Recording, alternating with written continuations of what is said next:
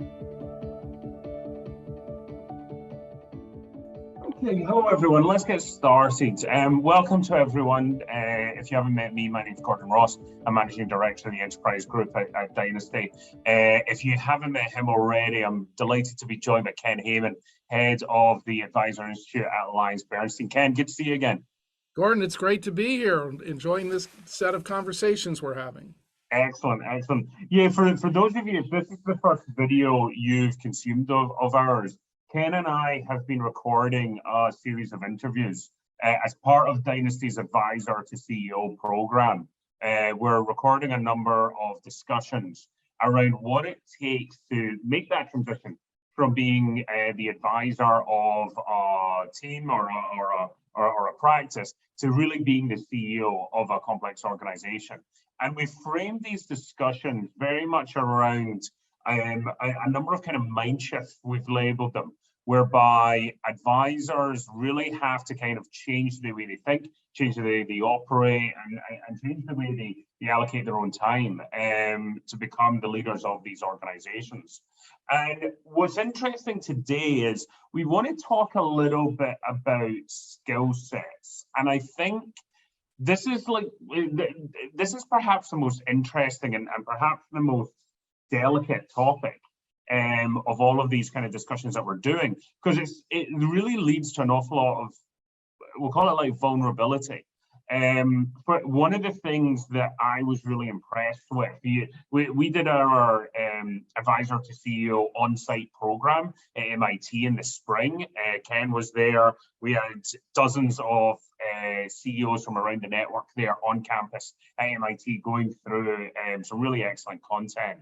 But what was perhaps most impressive of that was how much the CEOs were sharing with each other and discussing with each other. And in particular, I was really struck by how vulnerable they were in that classroom on campus around talking about where maybe they feel they don't have the right skill sets in certain areas to be that like leader of a very complex organization. And I think this is really interesting because if somebody's launched their own firm, if somebody's broken away from a wirehouse or something like that and launched their own firm, they've already got some pretty amazing skill sets. They're already wildly successful in what they do, in running relationships, building a client book, building a team.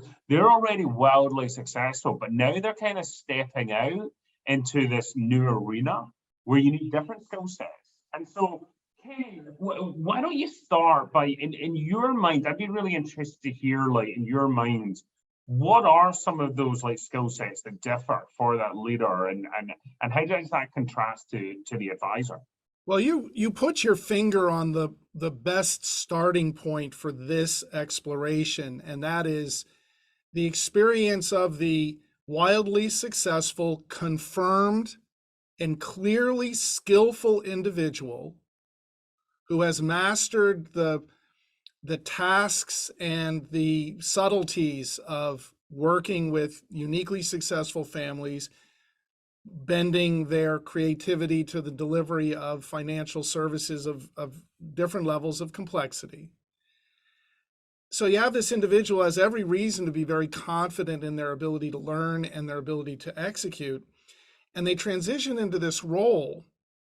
And it's the expectation, I think, in our culture especially, Gordon, is that, well, that, the CEO role is the ultimate confirmation, and I am now in an incredibly formally powerful role. And, now all paths lead to this confirmation of my alphaness in the world. And what is in fact the case when you work with the great CEOs, the ones that have transitioned well and are performing exceptionally well. And there was a number of them at the event that I spoke to that I've known for a number of years. And what's interesting about that is that to a person, rather than feeling the movement into the CEO is a confirmation of achieved skill, their experience is the movement into the role of the CEO is a challenge, the greatest challenge they've ever taken on. And in fact, they realize either as they enter in or in fact soon thereafter that the challenges they're now facing are, first of all, numerous, second of all, significant, and third of all, they're not really prepared for this. Now, this is a phenomenon that's true in every industry.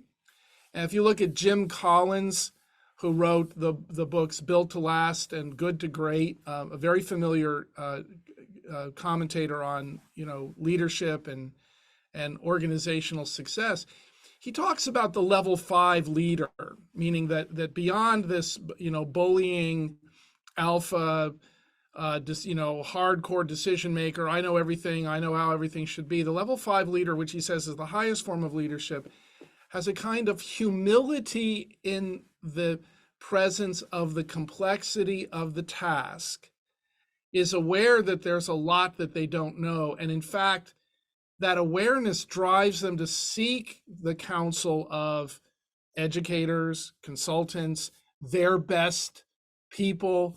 And this level 5 leader is actually, rather than the answer person, they're actually more involved in asking questions and exploring and trying to figure out what's the best way for us to do this. And so you're putting your finger on this critically important distinction where the financial advisor actually fairly quickly in the course of their career, if you think of a career as spanning, let's say 20 or 30 years, within 4 or 5 years, a financial advisor who's client facing, working with clients, has experienced a lot of the challenges in the role, has had a diverse number of engagements with clients, is starting to see the general rules and principles, is developing a style. Their skills are solidifying and they're becoming a solid performer who has confidence when they walk in the room that very few things are going to cause me to be confused or feel unequipped or feel a lack of confidence. The exact opposite is true for the CEO. The wise CEO does not indulge the fantasy that they see everything, know everything, and can do everything. They're in fact humble in the face of the complexity of the role. They're humble in the face of the number of decisions they have to make or guide the organization in making, and the consequences, not just for them, but for the entire organization, if those decisions made in the context of complexity and some uncertainties, those decisions aren't well formed, the consequences are dire. Now, in financial services, maybe this is my last kind of introductory point, Gordon. The thing about financial services is that these transitions from financial advisor, skillful, mature, confident financial advisor to CEO are, relative to other industries, abrupt. So if you look at, I have a lot of familiarity, for example, with the biotech industry. I have a long history of consulting in some areas of nonprofit industries. What you see in those industries, and especially say you look in the say manufacturing industries, you see the development of the future CEO candidate happening in a gradual process. So, they come in and they're a general, they're a management trainee, then they become a manager, then they become a general manager, then they become a business unit manager. That there's this progression of the next level of their career track is a bigger job with more complexity, with more aspects of the organization. And the big multinationals, the CEO candidates, you can see them coming up and they're sent over to this business unit, that business unit. You get a year of experience here, a year of experience there. And so they're groomed. And then the organization kind of wrestles with, okay, we have 5, candidates in different levels of ripeness for this role. And there's this, the board and the senior executives all sit around with their own wealth of knowledge and say, okay, I think John is ready to, take this on. And that's rarely the way in financial services an individual finds themselves in this issue. Their success drives and accelerates them to a position of great influence. In many cases, they find themselves growing a business that's large enough that now needs a leader, and they have to step out of this role. And suddenly, in many cases, as we've discussed in previous recordings, Gordon, they have one foot in being an advisor, the other foot being the CEO. They're kind of transitioning through it. And so there isn't this long grooming process. And so what we saw in the program that you guys had in the fall was this hunger for these different individuals facing these many challenges to sit down and talk with each other about it. And I will tell you that one characteristic of humility in the face of the role, that awareness of that, and it's a dynamic tension. I've got a lot of skills, I got a lot of knowledge, I know a lot about what I'm doing, and I'm now in a role that from time to time I'm going to be in situations where I'm not terribly sure what I'm doing. And that's what I think our conversations are about, Gordon. If at root, what I think we're trying to do here, and I know that's been our design in these conversations, is to help the individual who is stepping into that role at least approach it with an openness to the fact that there's some things required of the CEO that are not required of the FA, and that sensitivity and openness and acceptance of that skill challenge, I think it really at least allows the CEO, if they're respectful of the mind shift that's required, they can approach it with an openness to the task at hand. And again, if they have 5 or 6 or 7 years in the role, they will have gone through those surprising learning experiences, and they'll be a lot more confident. But I will tell you, in this industry and with the pace of change in our culture, Gordon, no one should ever be so foolish as to think that they're ready for everything or anything that they may encounter, because the world is a rapidly changing place, and running these exciting businesses is going to always present itself with new and unexpected challenges. And you talk about like unexpected, it's the concept that only the tough decisions reach your desk. If it was an easy decision, it probably shouldn't have involved you. Yeah, by the time it gets to the CEO. I want to pick up on something you said, which around these kind of skill sets, and you've talked before around how people learn, and there's you've made reference to certain teachings around kind of 4 ways learning and stuff like that. Do you think the CEO learns different or should learn differently than the advisor? I don't think they could or should learn differently, because I think learning is a kind of a built-in neurological function. You're hardwired one way or the other. Exactly. We some of us prefer to read stuff, some of us prefer to hear stuff. I mean, those kind of distinctions are not as important as the larger set of issues that you're describing. The model that I've talked about in the past, and I think is helpful here, and glad you brought that up, is a model of the experience of competency and how much of your competency can you shift from your conscious awareness and kind of intentional decision making, and how much can you allow to be flow.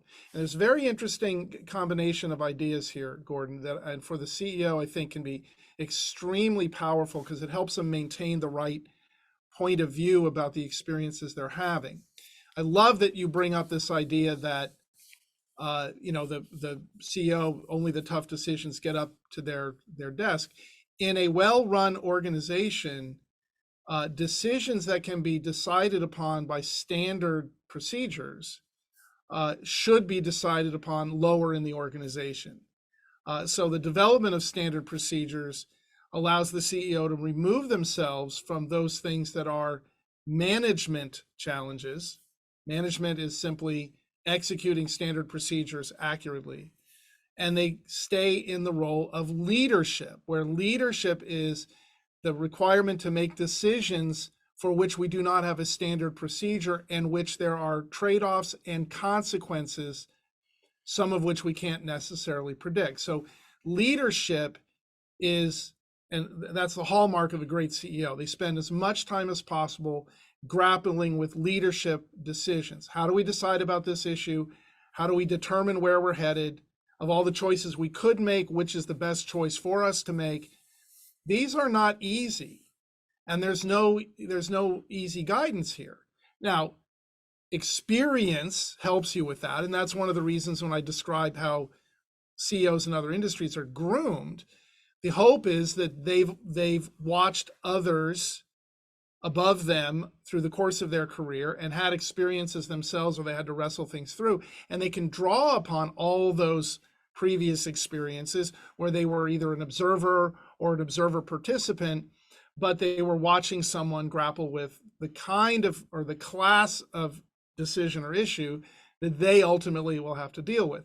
Now, what's true about this, given again the pace of change in the culture, is the CEO who emerges into that role today can draw upon their experiences from the past watching others, but experiences from 10 or 15 or 20 years ago are not going to be the same challenges as the CEO is facing today. So there is this sense of uncertainty flowing. Now, this model I'm talking about is really helpful because it helps us see the difference between the way the financial advisor spends their day and the way the CEO spends their day. And it's an important distinction.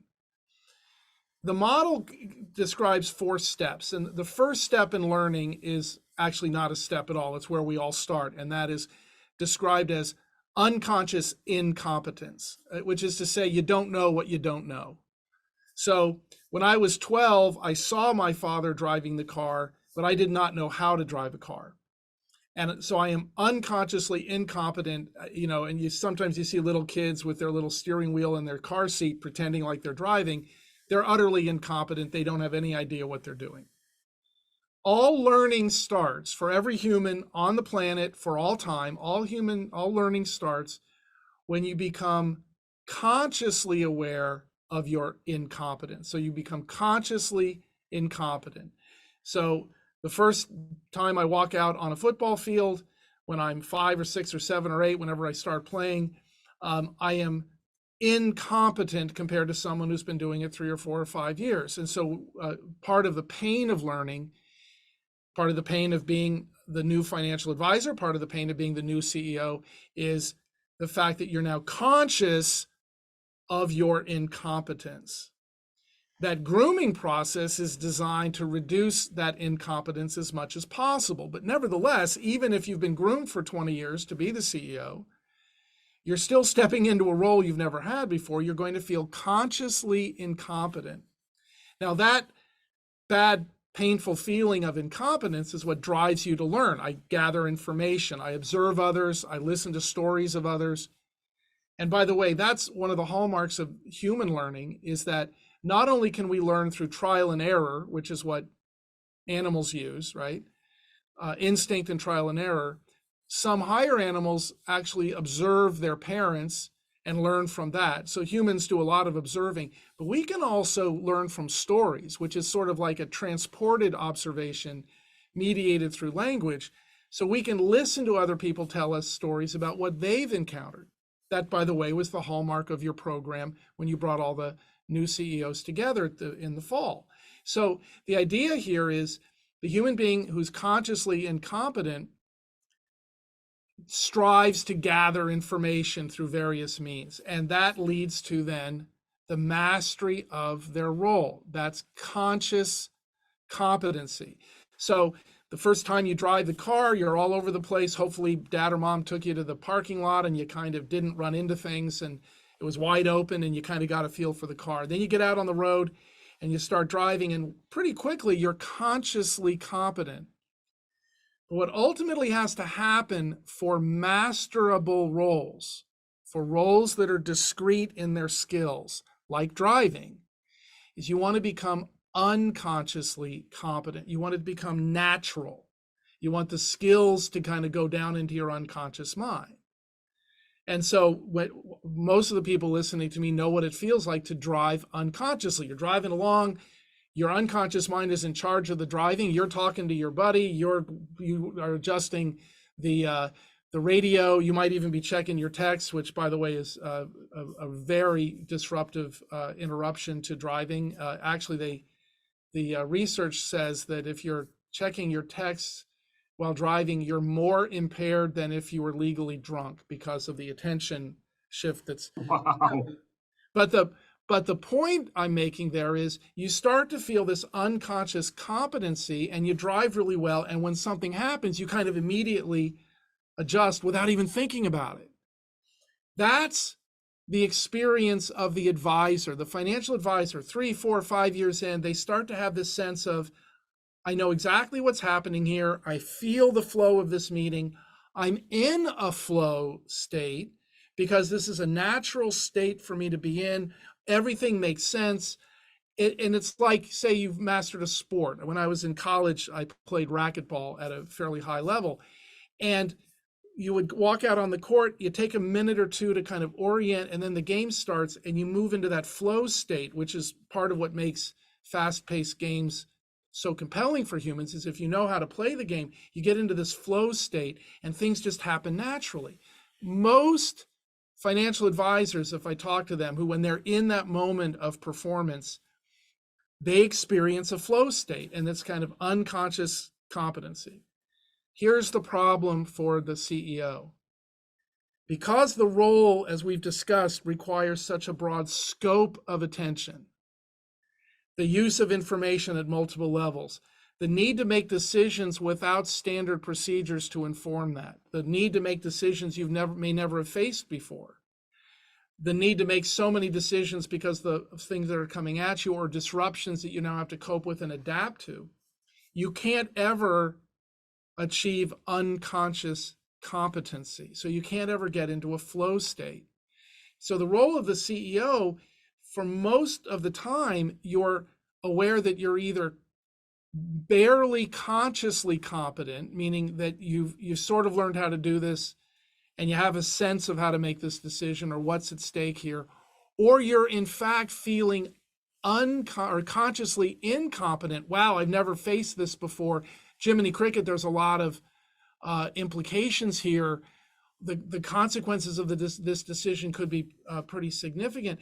And so the anxiety of those uncertainties are weigh on the role of the CEO. It actually creates more stress than the role of the financial advisor. A simple way of saying what I'm saying here, and I'm hoping that as individuals are thinking about these transitions, they can see themselves in this way. And I would hope you would be gentle with yourself and supportive of yourself. Is the role of the financial advisor is one that you can master and execute with mastery.